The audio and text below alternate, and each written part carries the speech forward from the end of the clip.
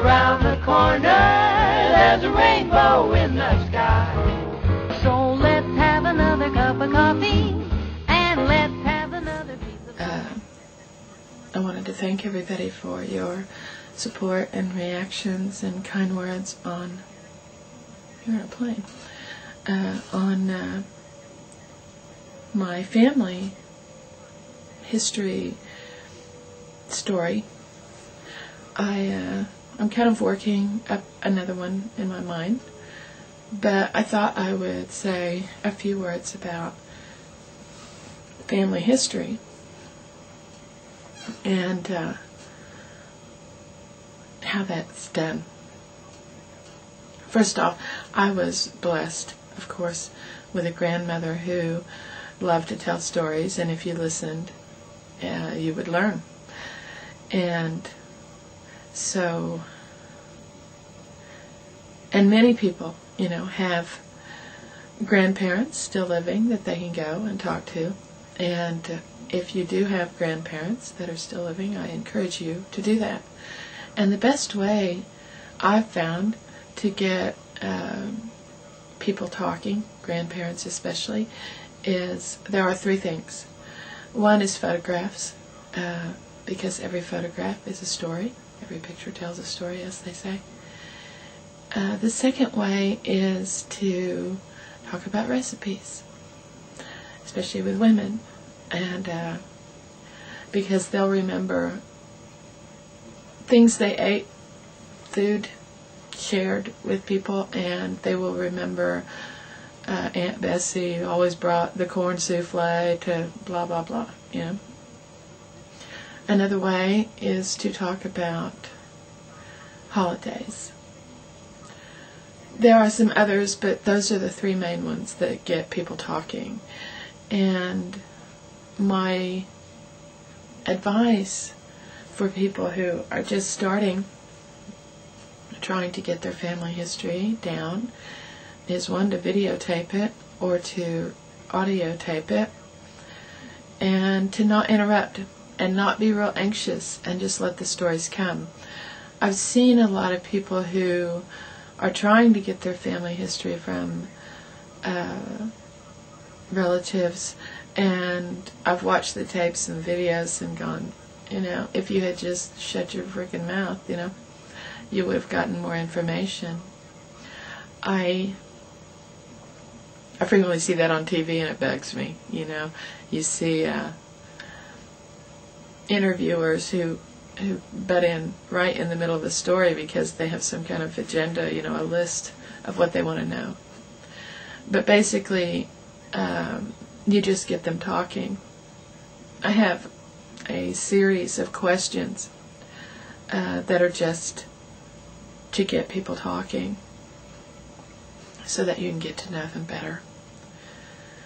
Some other ways of getting relatives to talk is talk about church and the churches they went to and how did we become Baptists and that sort of thing. And trips, family trips, are always a good way to get people talking.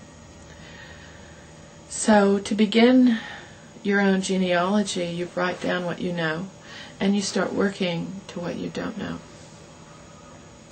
So if you wanted to get started, you would write down your own name, your birth date, your children's names if you have them, your marriage, your husband's name, and then work back.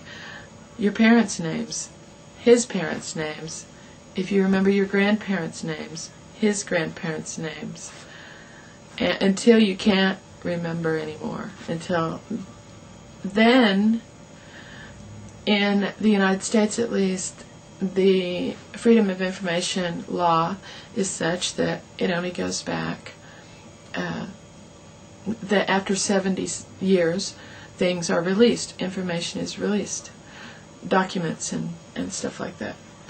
They believe that covers the lifespan of an individual. So recently, in the last 5 years or so, the 1930 census has been released.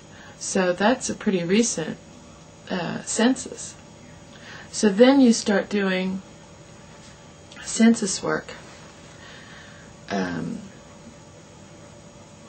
And you can, if you know your own grandparents' names, they're probably on the 1930 census. Another way, and it usually, there's, after about I believe it was 1860, there's an every person census. Before that, I think it's 1850 or might have been 1840, is when it just lists the male head of household and the rest are enumerated. They have 6 in the household, But there are other records that you can find, and there is a lot of this online, a lot of it. And I can give you, if you're interested, I can give you a search engine that searches the U.S. GenWeb archives, which is a free archive done by people who transcribe, which I've transcribed things for GenWeb, and who just sit and type out information from documents that they have or that they have access to. And then there's paid services like genealogy.com and some other ones.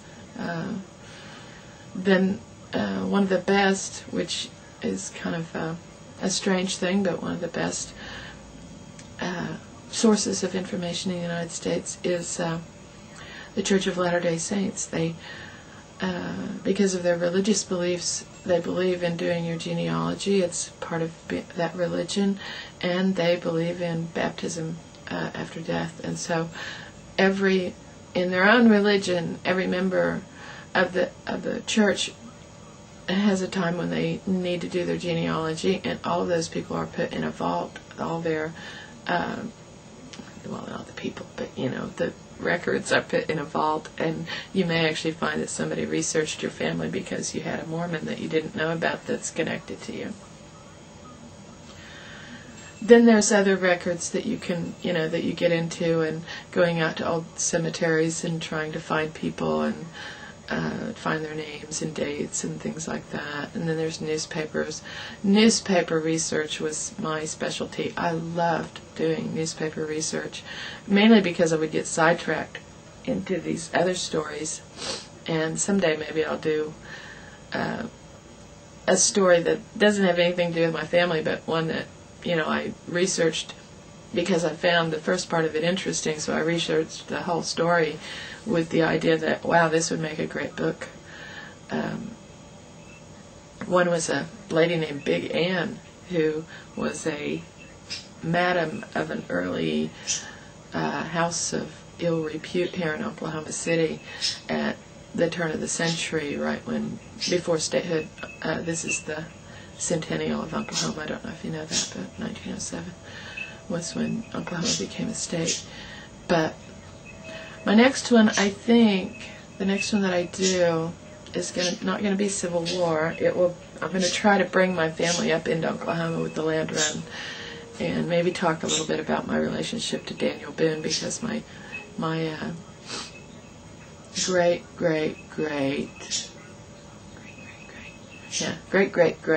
grandmother on my father's side, who married into the Strawn family, was related to Daniel Boone and came across America in that whole pioneer thing that went into Missouri. So, anyway, I just wanted to talk a little bit about that and how you could get started if you wanted to.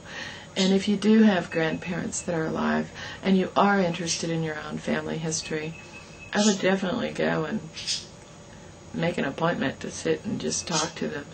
And my main advice is to not interrupt very much, just to let them talk. Once you get them talking, if there's a lull, then yeah, but try to get them just to talk, because if you start interrupting them a lot, I've found that they forget, the story they were on, and they get on a new story, and, then it all becomes befuddled and confused. So, and once again, thank you, and maybe we'll have a cowboy story pretty soon. Anyway, bye.